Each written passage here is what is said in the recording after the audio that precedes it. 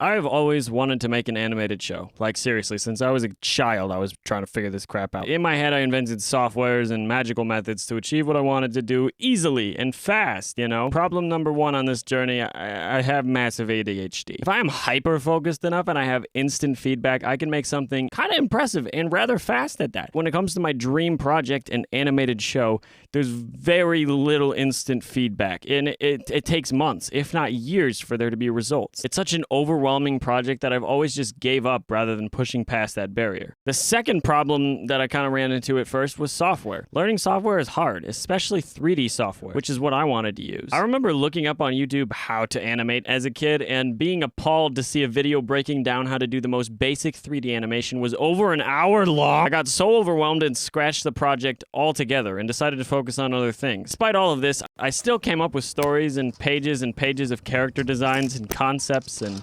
storylines, some of which still remain in my outline for my current show idea today. So I was only 12 to 13 during that time, and I'm 21 now. So some of those concepts have been alive for a really, really long time. Despite being unable to make animation on the scale that I wanted to, I was still able to grow my capabilities without even knowing. During a time where I was very bored and I had no friends and nothing to do, I wrote a book. I made multiple 2D animations of random stuff, and I made tons of sprawling world-building, massive plots, and oh my god, the world building, it's unreal! Ah! I made so many of those things, you know, that little kids have in their heads. Just massive, gigantic storylines all over the place. It was unreal. It's kind of impressive because I was like 12 and 13. It's pretty ridiculous what a kid can do. But after a while, we moved back where I did have friends, and we made a bunch of live-action movies together, and I started getting into VFX and editing, wanting to expand the kind of stories I could tell and always pushing the limits. As soon as I figured out there was such a thing as really good 3D software that was free, things started to change on the animation front for me. I found a software called Blender, which is, again, completely free, which solves one of my other problems, which is I do not have money. Hard ever. It's been a consistent problem. But Blender exists as a software that is not only completely free, but really solid. I just saw a video today that they used it on which one is it? Across the Spider-Verse. They used it on Across the Spider-Verse. That is crazy. It has a tool called Grease Pencil. They used it. Look it up. It's awesome. I'm so proud of Blender. I've been here for so long. I feel like a proud dad. It's really beautiful. Anyways, having Blender gives me access to 2D animation software,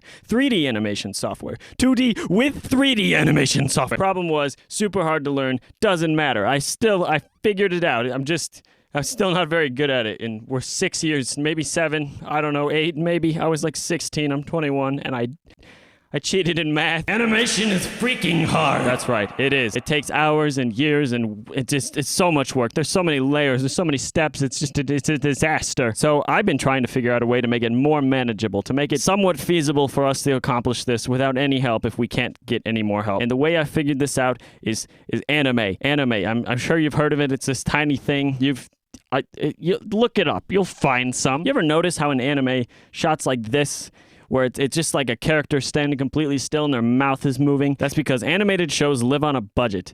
Money equals frames drawn. But if you do not have a huge budget, that means a lot less frames drawn, which means stiff animation, it doesn't matter. Long story short, what I want to do is I want to make 3D models, and I want to shade them to look like they're 2D so that we can get away with a level of animation stiffness that would make it more feasible for us to be able to accomplish our goal of making an animated show. There's seemingly about 11 bazillion more problems that I can't quite touch on here, so here's a small list to get those out of the way.